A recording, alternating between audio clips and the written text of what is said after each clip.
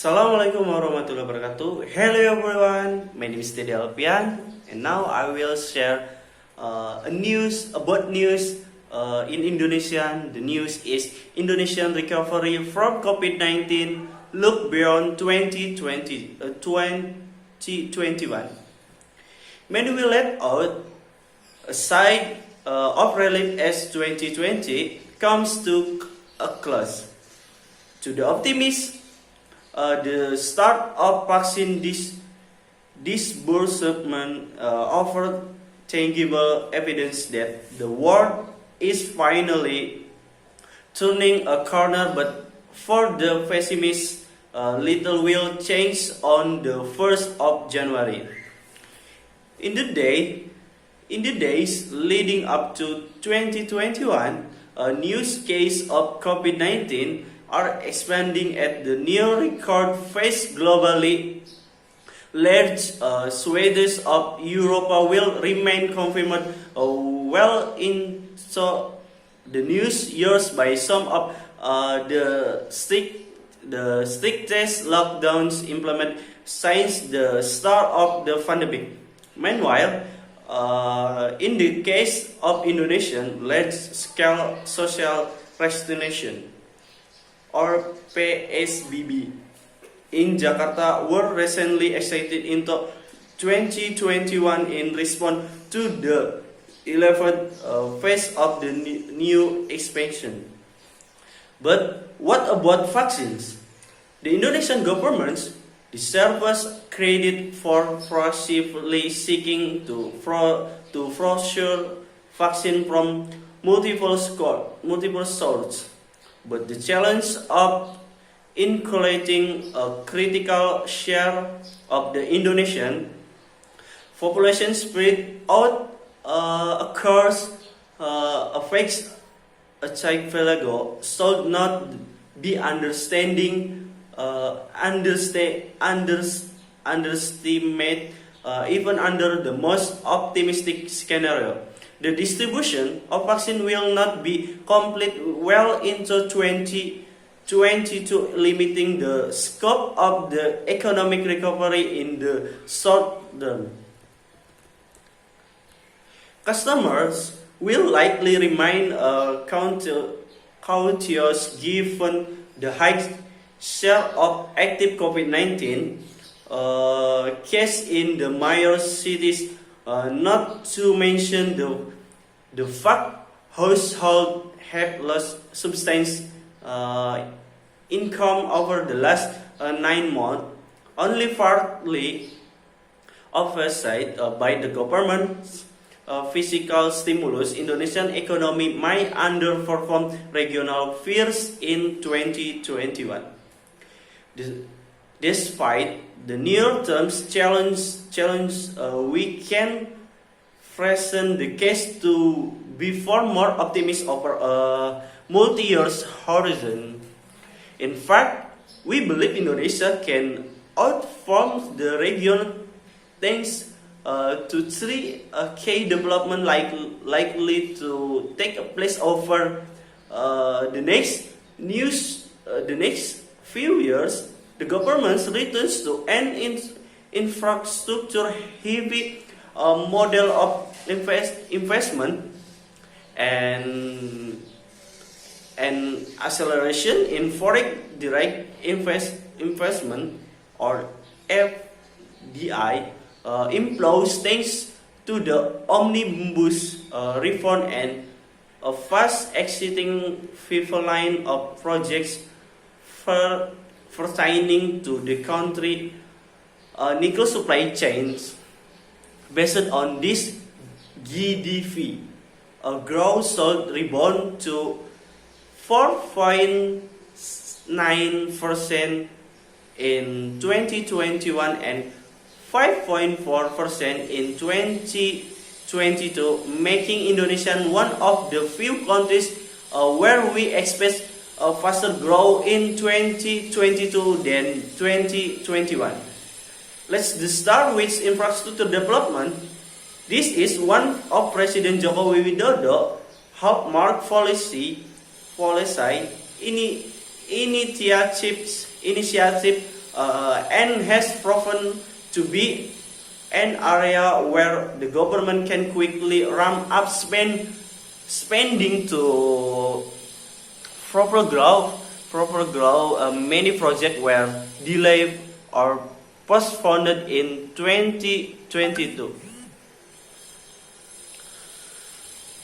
In the particular, the government's plans for string of refineries to reduce Indonesian dependence on imported refined oil. Moreover, there is a vast pipeline of toll road, airport, and energy generation project that can be fast-tracked when conditions allow. The government's 2021 infrastructure spending allocation in near record high. Okay, and then both domestic state-owned enterprise and foreign investor feel keen to move forward with priorities projects. The country's new sovereign fund will provide yet another channel for infrastructure financing. And the next, then there is the FDI story. The merits of the government recently faced jobs creation law have been widely debated. While there is some uncertainty about many of the specific profession, as we await full detail on how the regulation will be implemented, we nonetheless believe the law can greatly improve the case of doing business and lower labor costs in Indonesia. Two notable impediments to FDI, in the particulars, the effort to reduce the prevalence of overlapping regulation at the central and local levels should substantially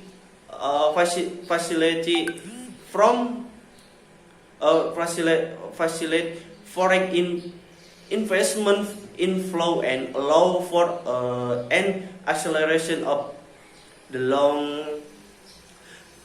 pipeline of projects. In fact, we calculate that there is a pipeline of least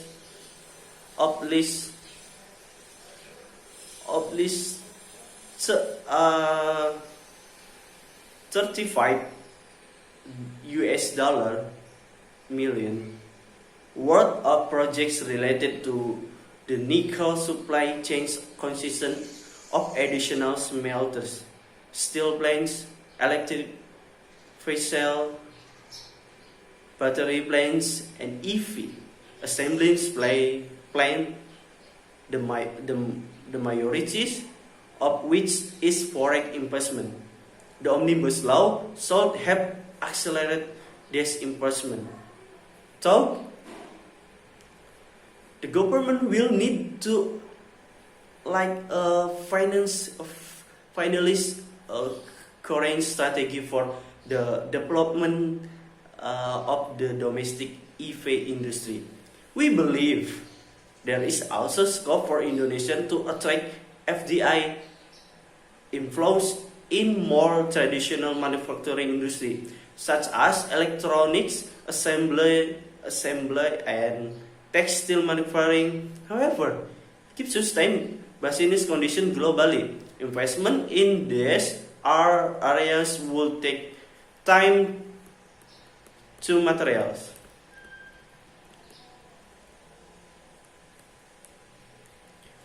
In short, while the Indonesian economy is set to emerge from the crisis in 2021, growth will remain subsidized by regional standard. COVID-19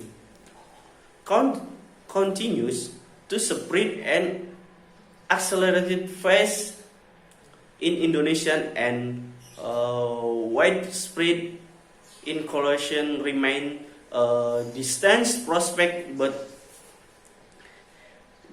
at the same time, sometimes the medium term outlook is supported by the government recently moved to accelerate reform momentum, a robust pipeline of possible FDI projects and policymakers, strong track record on infrastructure. These factors should allow Indonesia to see sustained recovery beyond 2021. To ensure the recovery can last, it is imperative that recent reform momentum is sustained. That this entails not only fresh reforms to improve Indonesian competitiveness, but also step to preserve Indonesian strengths.